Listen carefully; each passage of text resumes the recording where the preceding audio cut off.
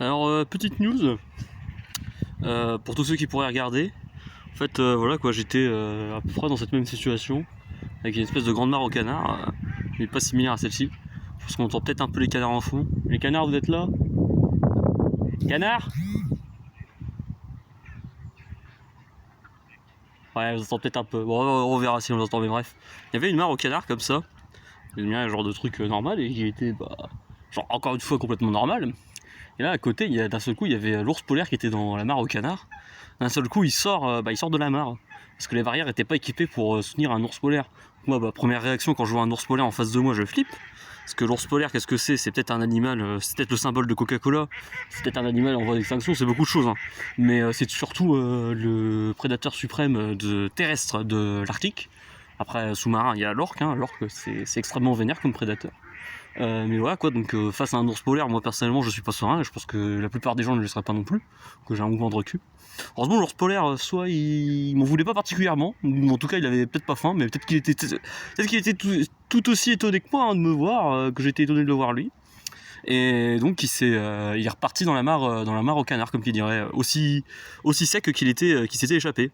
Donc vous allez me dire, tout va bien, j'ai échappé à la mort blanche, l'ours polaire, tout ce que vous voulez comme métaphore associée à ça.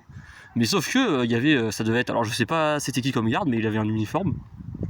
Donc en tout cas c'était quelqu'un d'officiel qui m'a engueulé parce que je m'étais trop rapproché de l'ours polaire.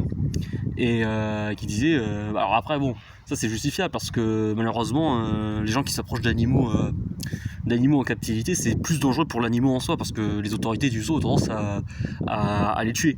Harambe never forget, hein, bien sûr, on se souvient tous de ce qui est arrivé à Harambe. Mais donc voilà, donc il commence à m'engueuler en disant ouais j'ai pas mis une note, donc moi qu'est-ce que je fais? Je me casse, parce que j'avais pas envie d'avoir de problème, d'emmerde, déjà que j'avais échappé à un ours polaire, ouais quoi, j'en avais assez. J'en avais pour mon compte pour aujourd'hui, donc je suis barré dans la ville, après j'ai continué. Mais voilà quoi, gros coup de flip. Donc franchement méfiez-vous parce que. Méfiez-vous. À la fois ça fait peur parce qu'on se dit mais est-ce qu'il va pas y avoir un ours polaire qui va surgir de nulle part? Genre on sait jamais. On sait jamais quand est-ce qu'il va y avoir un ours polaire qui va venir dans notre vie et qui va tout détruire. On sait jamais. Après est-ce qu'il faut arrêter de vivre en raison de l'ours polaire? Moi je pense que voilà, faut être relativement prudent, mais faut pas non plus comment dire. Voilà quoi, faut penser à l'ours polaire mais pas trop non plus quoi. Faut pas que l'ours polaire devienne le centre de nos pensées. Voilà. Et c'est pire, c'est que c'est même pas l'ours polaire. C'est que c'est la possibilité de l'ours polaire. Donc c'est un ours polaire virtuel quoi. C'est un ours. Voilà, c'est un ours blanc mais comme la feuille blanche en fait. C'est-à-dire que c'est nous qui l'écrivons et faisons ses contours. Donc ouais, je pense que c'est ça. Toujours pas de canard malheureusement.